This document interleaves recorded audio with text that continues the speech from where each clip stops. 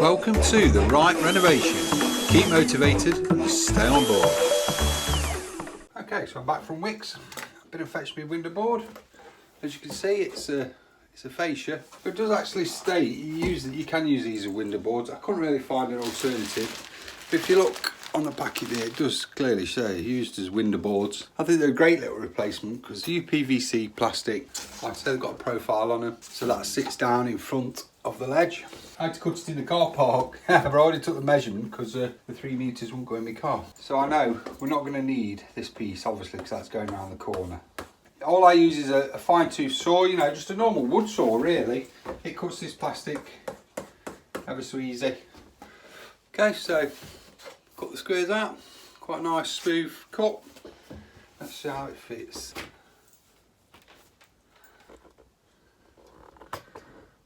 My cloaking strip will now drop on top of there. I like to drop a little bit of white sealant along there, all around the edges. I'm also going to drop it on the inside because I've took that off because it's all manky. That will make the window look so much better. We're going to OB1 this down. We'll put some under there. Obviously we'll need it a bit thicker just to bring that height up. And that will make a nice, perfectly white, good finish windowsill. So much better than what was there before. We couldn't do anything with that wood. I'll give the windows a right good clean up. Stick the board down, stick that strip down and bang some sealant around.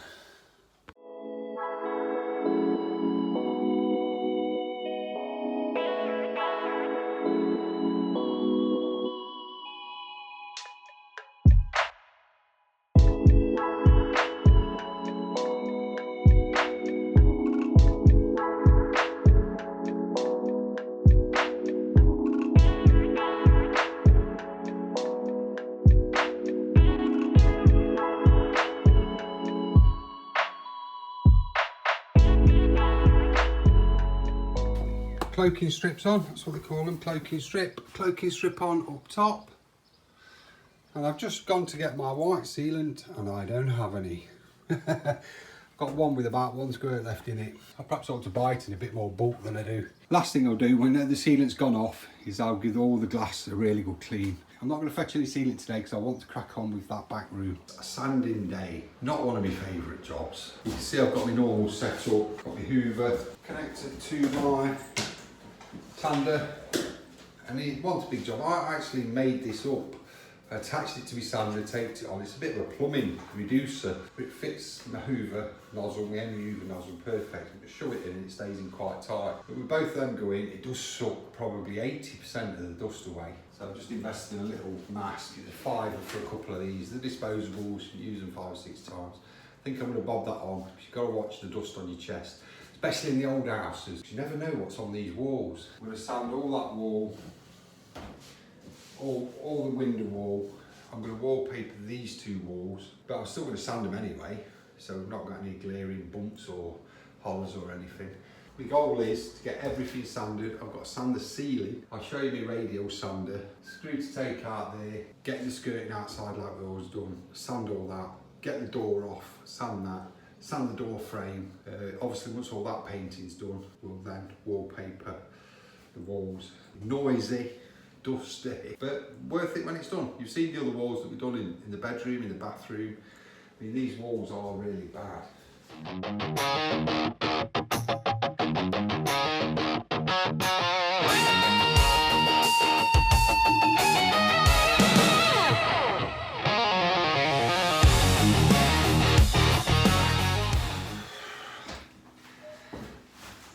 Now we talk about motivation. Today is a big pushy motivation day. Let me just tell you how my day started. I got up, thought, I get up early, get to Aldi, get some shopping done that. My mum's on the phone, can you get me some milk? Well, I asked her, she says, you get me some soya milk. Couldn't get that from Aldi because they'd already left. So I ran around a few places, that slowed me down a bit. Thought I'd get off to Screwfix, order some sealant, some mask. So I sat outside Screwfix, did it on the phone, sent it through, because then by the time you send it through, it's virtually ready for you on the counter, so it's quick. So I walked in, the lass stood there, yeah, can I help you? I said, yeah, I've sent a couple of orders through. Waited 5 minutes, nothing. Turns out I sent into another Screwfix that I was at the weekend, 85 miles away. So you can't get a refund unless you contact this line, which is 5 days away. So I just bought the same again there, and then went to my mum's, dropped that off. So the time was cracking on a bit. I've come back in here and I thought I'll crack on. Then I'm getting phone calls from my son, messages from my other son about booking holidays. My missus on the phone every 2 minutes. That's okay. And eventually got going, so I thought, okay, let's crack on. So I've cracked, as you've seen through the time, it's cracked up. I don't know if you noticed all the dust. Turns out the Uber was blocked or something, but it wasn't sucking. When I turned around and noticed how full this room was of dust, I thought, oh my God, sounds about right. So anyway, I managed to get the walls done, so I thought I'll unblock the Uber. So I took the filter outside, gave it a bit of a bash on the wall, and I looked down in the front garden, because it's along the grass because I'm killing it all off because it's going to be a driveway. Looked down, I've got two shoes full of cat crap, where the cats have been crapping in the long grass. So fantastic. So I've come back in, thought, right, got virtually all the walls done, I'm going to get this ceiling done. Put the Uber back together, Uber's packed up. So I think it's overheated because it was slightly blocked and I was running it for quite some time. I think it's overheated, so that's not coming back on. As you can see, I've broken the window cooling down. I'm praying it comes back on because I've lost me out at the end. So yeah, it's kind of all been against me today. A few other things have happened, but I can't remember what. Anyway, it's one of them days sometimes you think, you should have just put the tools down and chill out, go into town and sit at a coffee house or something like that. But you can't do that.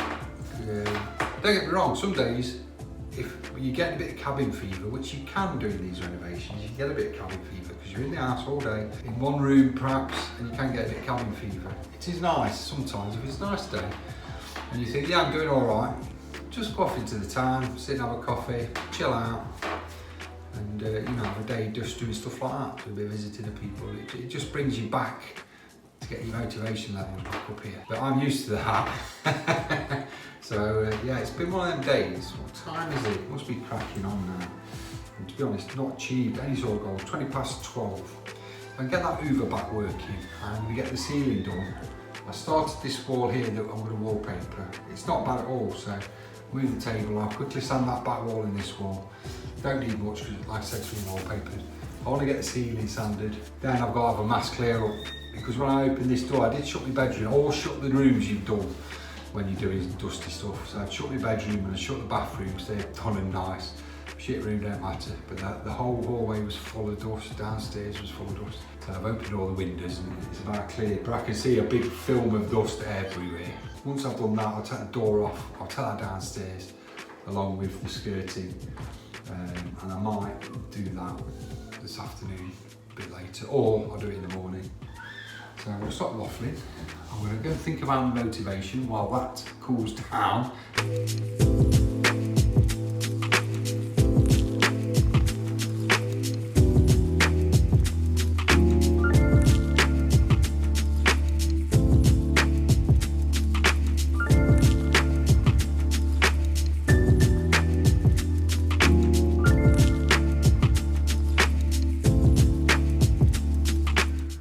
Okay, so mission accomplished. All the walls sanded, they're nice and smooth now. See that? Lots of divots in them, so I'm gonna have to get busy with the filler. The bowl's not too bad. I'm gonna wallpaper that wall and that wall. So filling the big holes, filling a few of the dinks. All the skirtings are off. Well, that bit, missed that bit. Now I've got rid of all my mess. I'm gonna have that door off and take that downstairs, ready for sanding with these skirting boards as well. Henry's back in action. I left him on the windowsill for a bit. He cooled down and we're back in action, bless him. Henry's done the business again. Let's crack on. Had another good right tidy up. I've got Obi-Wan plasterboard flush with the walls, so I need to skim over that. It's 3 o'clock. I'm going to spend an hour or so prepping as much as I can for tomorrow, and hopefully tomorrow might just need a little bit more filling, a little bit of a sand, and then we can get some paint on the ceiling and paint on these 2 walls. Let's get to it.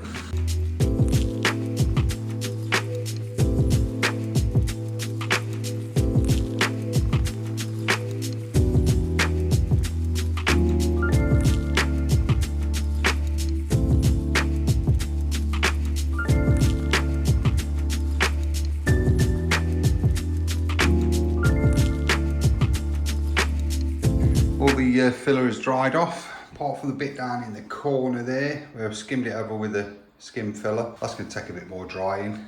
This is the radial sander I was talking to you about, manual one. It's really good, it's only a Draper one. You can buy the big discs for them, and they're really good because they go on the wall, and obviously and you can get a right good finish with this, and it covers the ground in no end of time. So the plan is today, I'm going to sand all this wall, possibly this side and up there. I'll leave that corner bit and get it all ready for painting. Once I've sanded it, we'll have to wipe it off with a damp cloth to get all the dust off. I do hoover it and then just a damp cloth and get it off. And hopefully then I can quickly cut around the edges of the ceiling, and then I'm going to paint the ceiling and paint this wall.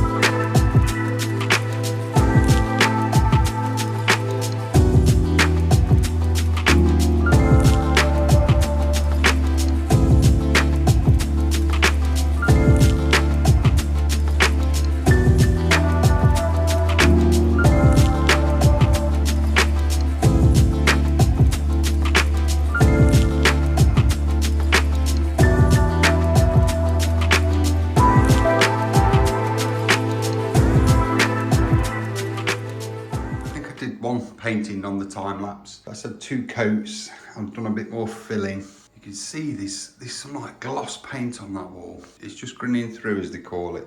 I've filled that. I've just put a bit more over it.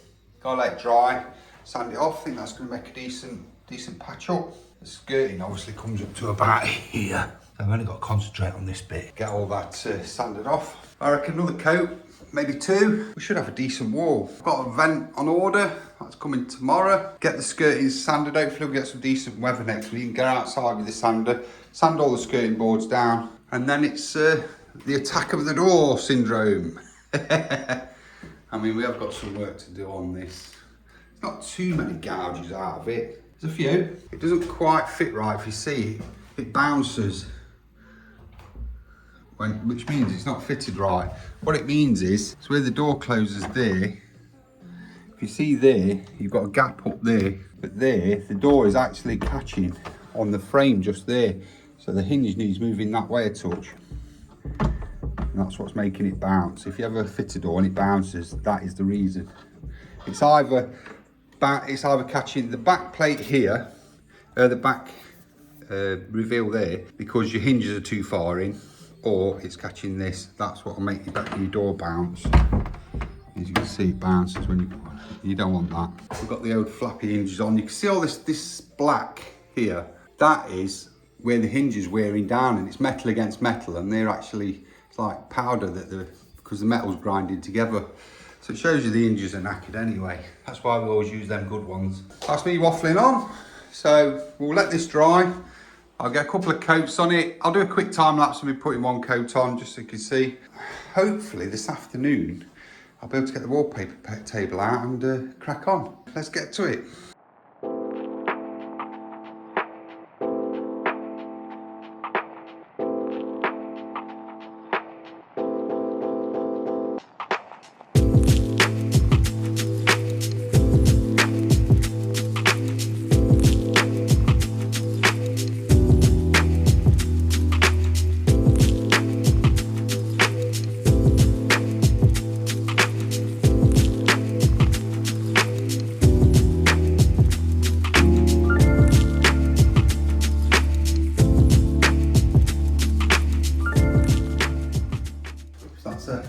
another coat of paint on. I think that's going to do it, you know. I don't think we're going to need one, but keep the paint out just in case. I've got to do around that bottom bit anyway there, so not wanting to teach anybody how to suck eggs, but I don't know if you noticed, but don't use paint trays. They're absolutely a waste of time. Alright, if you're just doing a tiny little job or something. If you're gonna take on jobs like this, get yourself a 15 litre paint scuttle, they're called, and you can buy these liners off Amazon. You get about 10 for about £8, something like that. But they're an absolute godsend, because when you finish, you tip all your paint back in your paint tub and you can just pull the drawstrings on these, tie the bag up and chuck it. And you ain't got to clean that out then. All you're left with is cleaning your roller. Get yourself a decent roller, a medium roller. I get one with a screw end in, so I can screw mine. You don't want one with the push fit ones, I don't like them, then they're always coming off. With these screw threads on here, just get yourself a screw thread roller. It's quite heavy that, but it's quite substantial, I've had that years.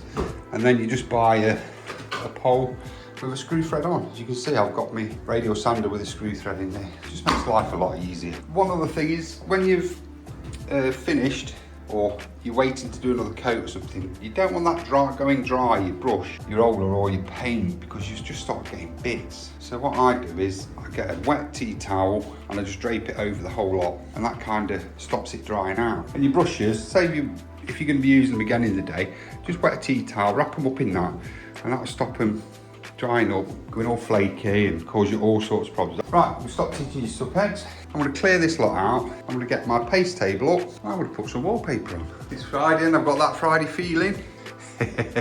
Okay, let's get some wallpaper on.